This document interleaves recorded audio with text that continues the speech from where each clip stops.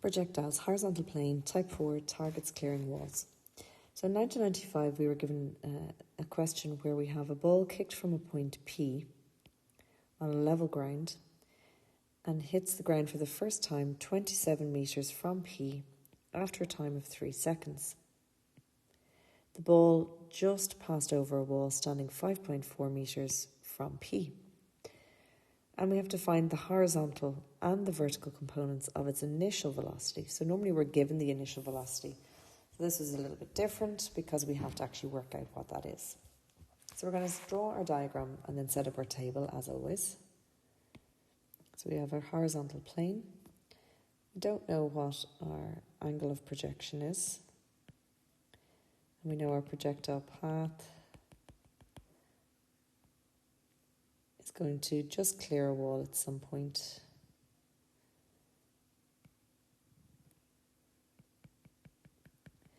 And we know that it's starting from a point P.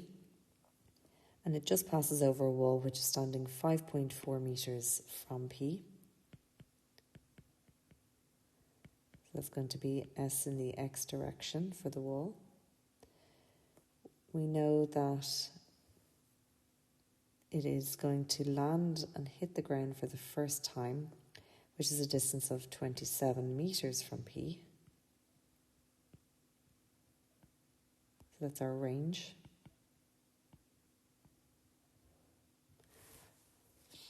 Or a distance in the X direction. And we know on landing, as always, Sy is going to equal 0 because it starts and lands on the plane.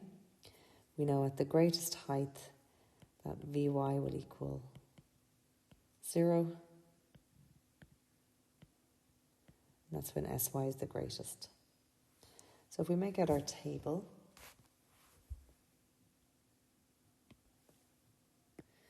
so because we don't know our initial velocity, we know that it's going to be u, but in the x direction we don't know what it is, so we're just going to call it x and we'll call it y. And because we're on the horizontal plane, we know that there is no gravity in the x direction, but in the y direction it's going to be minus 9.8 or minus g, because gravity is acting in the opposite direction to the initial velocity. So again, if we know that v is equal to u plus at, then v in the x direction must be just simply x, and v in the y direction must be y minus 9.8t. We know that s is equal to ut plus a half at squared. So therefore s in the x direction is x times t, and s in the y direction will be yt minus a half of 9.8, which is going to be 4.9 t squared, and time is obviously in terms of t. So we have to use this information to try and work out what is x and what is y. So what we can do is we can work out our max range, which we know is 27 metres, and our max range is x times t. So in order for us to work out what x is, we would also need to know what t is. So we have another piece of information that's going to allow us to work out our t, which is our time of flight. And that's the fact that the range is given to us, which is Sy is equal to 0 on landing. So in other words, S in the y direction is going to be 0. So we say on landing, Sy is equal to 0. And we saw there that Sy was equal to yt minus 4.9t squared. So by letting that equal 0, we now have an equation. But if we go back to the question, we were told that the time of flight was actually 3 seconds. So normally we're working out our time of flight, but it's actually given to us here. So I can sub in for 3, which means I have only one unknown, which is y. So in other words, 3y must equal 44.1, and therefore y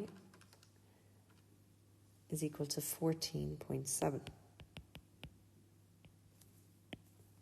So now what we have to do is find out x, and we know that our max range is when s of x is equal to 27. And we know that s of x is equal to x times t. So we basically have 3 times x must equal 27, and therefore x must equal 9. So we had 5 for getting our x value and 5 for getting our y value, and therefore we say, in other words, our initial velocity in terms of x and y is 9 in the I direction and 14.7 in the j direction.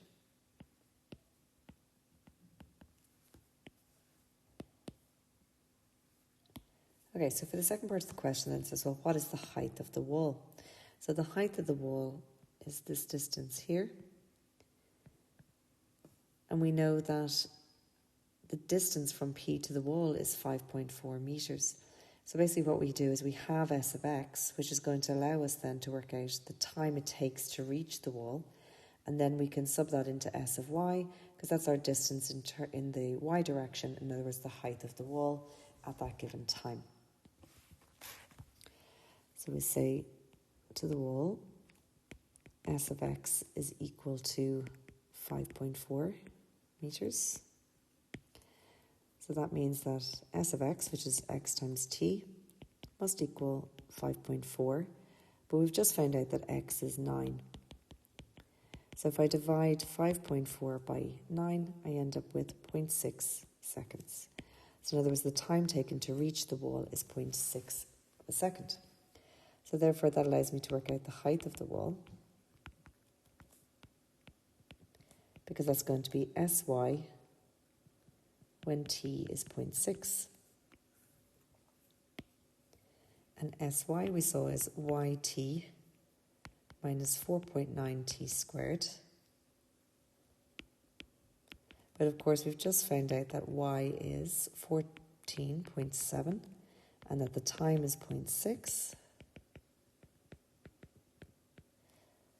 So that gives us then a distance in the y direction of 7.056 of a meter. So in other words, this is the height of the wall.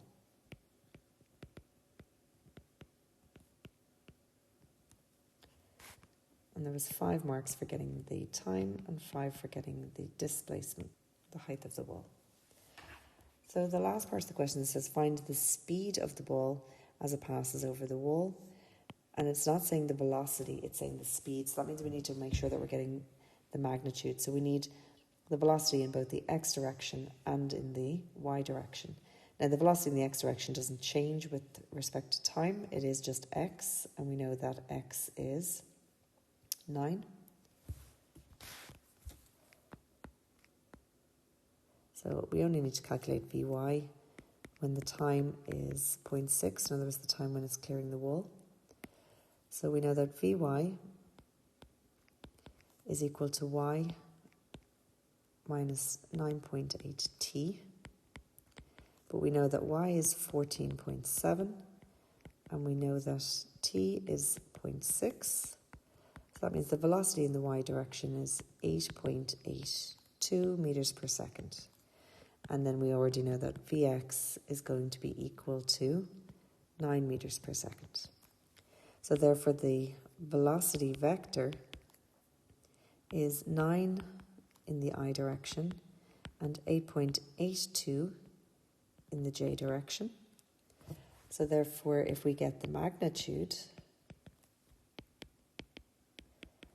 we have to get the square root of 9 squared plus 8.82 squared, so in other words, our Pythagoras. And that gives us a value of 12.6 meters per second. So a nice little question, that. So there's 5 marks going for that. So we had 25 marks in total.